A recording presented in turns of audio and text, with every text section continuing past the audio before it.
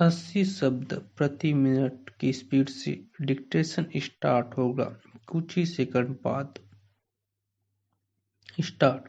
अध्यक्ष महोदय, मैं आपका कृतज्ञ हूँ कि आपने मुझे इस पर बोलने की आज्ञा दी।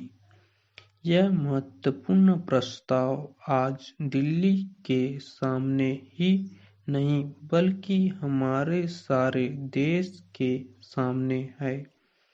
पिछले 2-2.5 साल से बराबर हम इस पर विचार करते आ रहे हैं और यह सोच रहे हैं कि हमारे देश में जो असमानताएं हैं उनको किस प्रकार से दूर किया जाए। हमारे देश में करोड़ों जनता ऐसी है जिनको आराम से खाना नहीं मिलता, कपड़ा नहीं मिलता और जिनके पास रहने के लिए मकान नहीं है और जीवन की जो बुनियादी आवश्यकताएं हैं जो सबको मिलनी ही चाहिए वह नहीं मिलती है। ऐसे लोगों को किस प्रकार से सहायता पहुंचाई जाए, यह प्रश्न आज हमारे सामने है। इस संबंध में जैसा कि माननीय सदस्यों को मालूम होगा कि हमारे देश में जो सबसे मुख्य पार्टी कांग्रेस पार्टी है वह इस प्रकार के आयोजनों को आगे बढ़ा रही है। इस बात पर कई महीनों से विचार हो रहा है।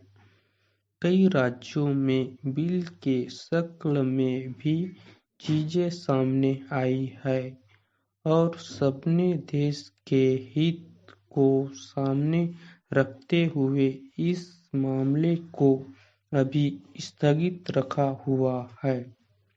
पैरा, लेकिन सब लोग जानते हैं कि किसी भी देश में अगर सामाजिक न्याय की बुनियाद न डाली जाए तो उस देश की आजादी पूरी नहीं मानी जाती है।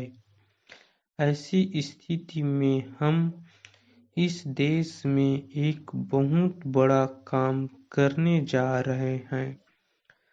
हमारे देश में असमानता कम हो, जनता के अंदर संतोष बढ़े, उसकी गरीबी, बेकारी और बेरोजगारी दूर हो और ये चीजें जो हमारे सामने डरावनी शक्ल में मौजूद है उनको किस प्रकार से मिटाया जाए, यह सवाल आज हमारे देश के सामने सबसे बड़ा सवाल है।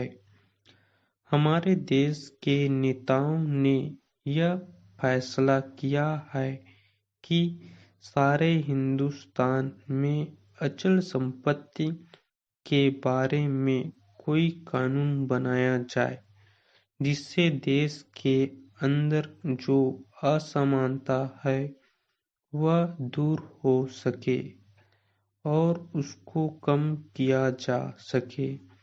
आज हमारे देश में असमानता एक भयानक रूप में खड़ी है।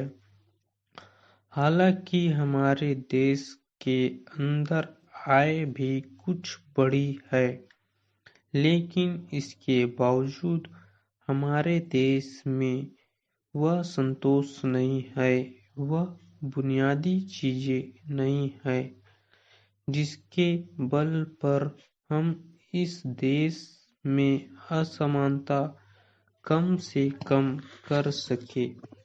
यही कारण है कि यह प्रस्ताव आज यहाँ पर लाया गया है। स्टॉप। डेली इसी तरह के न्यू डिक्टेशन पाने के लिए इस चैनल को लाइक, शेयर एंड सब्सक्राइब करना ना भूलें। Thanks for watching.